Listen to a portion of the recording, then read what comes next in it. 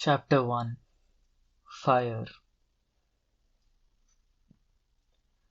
Through the long, lonely years of my childhood, when my father's palace seemed to tighten its grip around me until I couldn't breathe, I would go to my nurse and ask for a story. And though she knew many wondrous and edifying tales, the one I made her tell me over and over was the story of my birth. I think I liked it so much because it made me feel special, and in those days there was little else in my life that did. Perhaps Dhai Ma realized this. Perhaps that was why she agreed to my demands, even though we both knew I should be using my time more gainfully, in ways more befitting the daughter of King Drupad, ruler of Panchal, one of the richest kingdoms in the continent of Bharat. The story inspired me to make up fancy names for myself: Offspring of Vengeance, or The Unexpected One. But Daima puffed out her cheeks at my tendency to drama, calling me the girl who wasn't invited. Who knows, perhaps she was more accurate than I. This winter afternoon, sitting cross-legged in the meagre sunlight that managed to find its way through my slit of a window, she said, "When your brother stepped out of the sacrificial fire onto the cold stone slabs of the palace hall, all the assembly cried out in amazement. She was shelling peas. I watched her flashing fingers with envy, wishing she would let me help. But Daima had very specific ideas about activities that were appropriate for princesses. An eye blink later, she continued, when you emerged from the fire, our jaws dropped. It was so quiet, you could have heard a housefly fart. I reminded her that flies do not perform that particular bodily function. She smiled her squint-eyed, cunning smile. Child, the things you don't know would fill the milky ocean where Lord Vishnu sleeps, and spill over its edges. I considered being offended, but I wanted to hear the story, so I held my tongue. And after a moment, she picked up the tale again. We'd been praying for 30 days from sun up to sundown, all of us, your father, the 100 priests he had invited to Kampilya to perform the fire ceremony, headed by that shifty-eyed pair, Yaja and Upayaja, the queens, the ministers, and of course the servants. We had been fasting, too. Not that we were given a choice, just one meal each evening of flattened rice soaked in milk. King Drupad wouldn't eat even that. He only drank water carried up from the holy Ganga, so that the gods would feel obligated to answer his prayers. What did he look like? He was thin as the point of a sword, and hard like it, too. You could count every bone on him. His eyes, sunk deep into their sockets, glittered like black pearls. He could barely hold up his head, but Of course, he wouldn't remove that monstrosity of a crown that no one has ever seen him without, not even his wives, I've heard, not even in bed.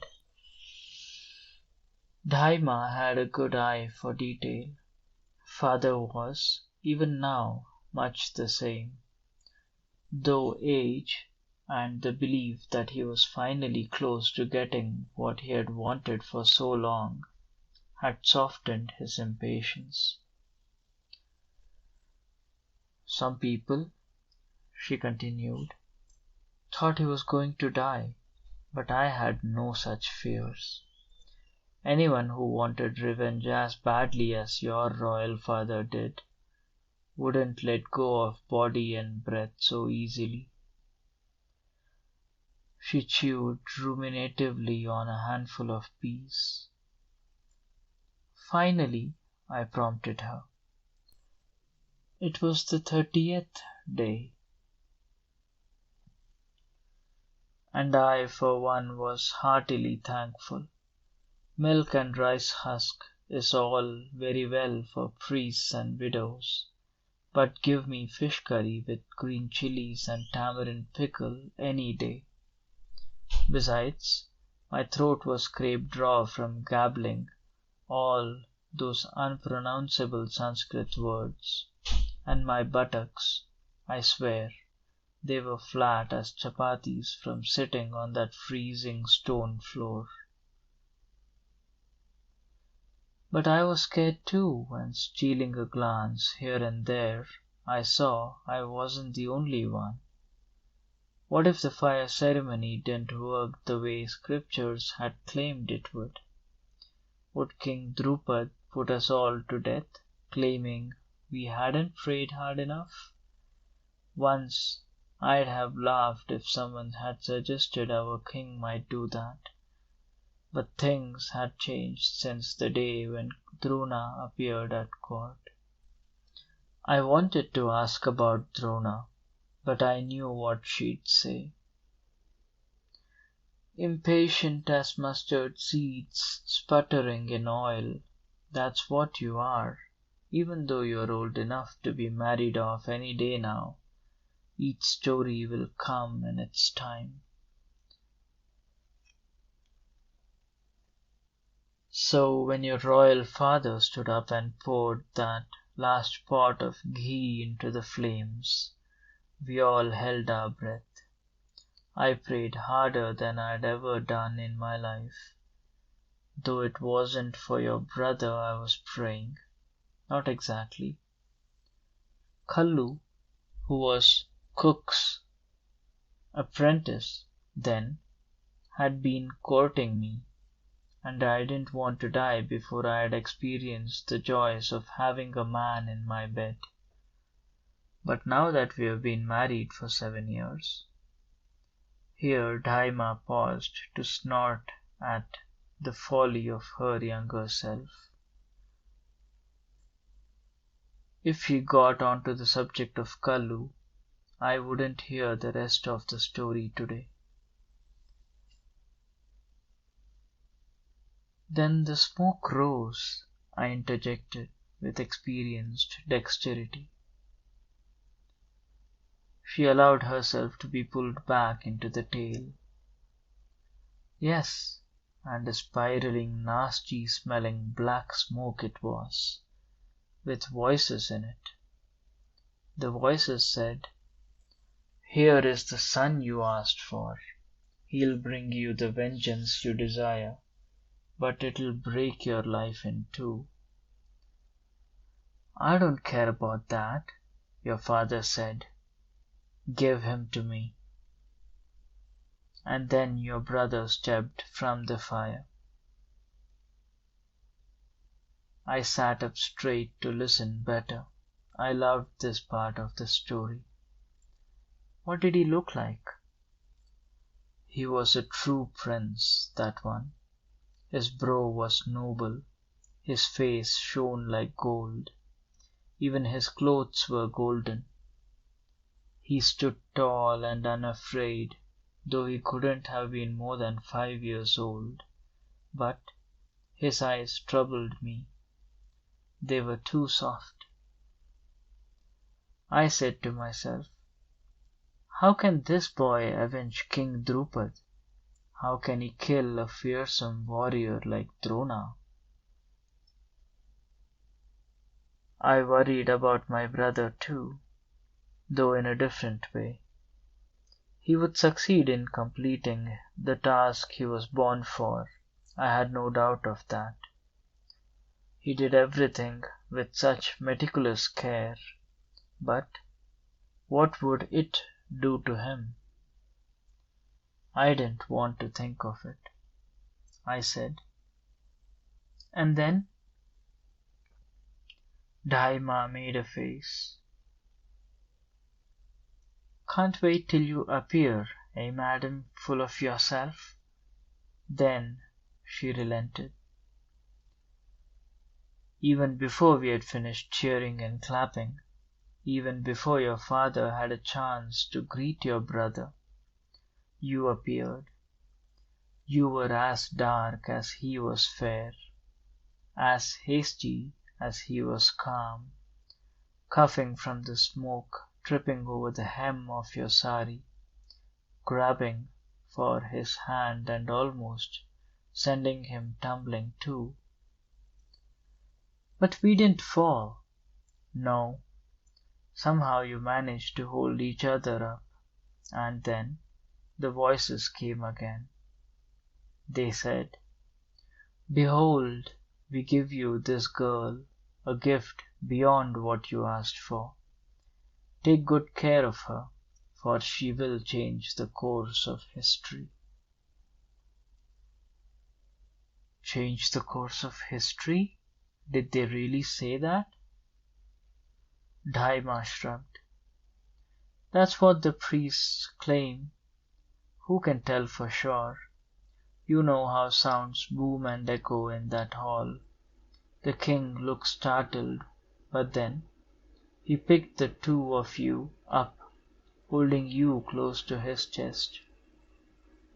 For the first time in years I saw him smile. He said to your brother, I name you Drishtadhyumna. He said to you, I name you Draupadi. And then we had the best feast this kingdom has ever seen.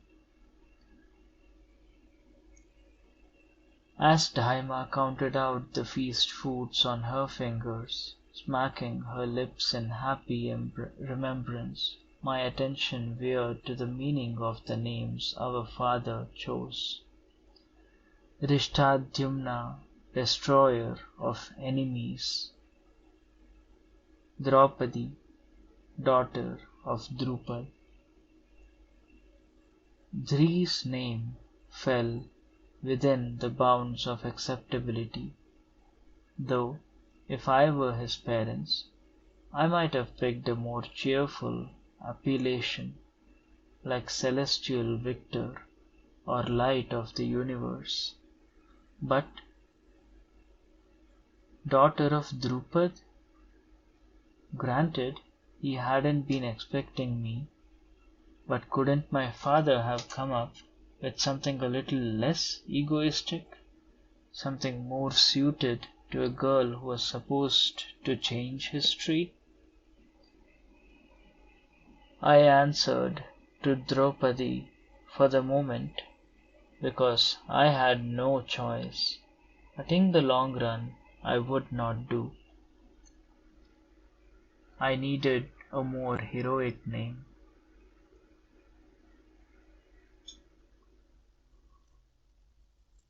Nights after Daima had retired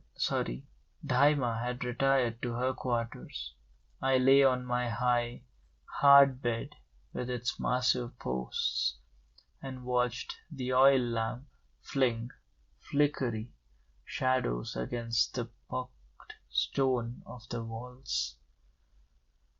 I thought of the prophecy then with yearning and fear. I wanted it to be true, but did I have the makings of a heroine?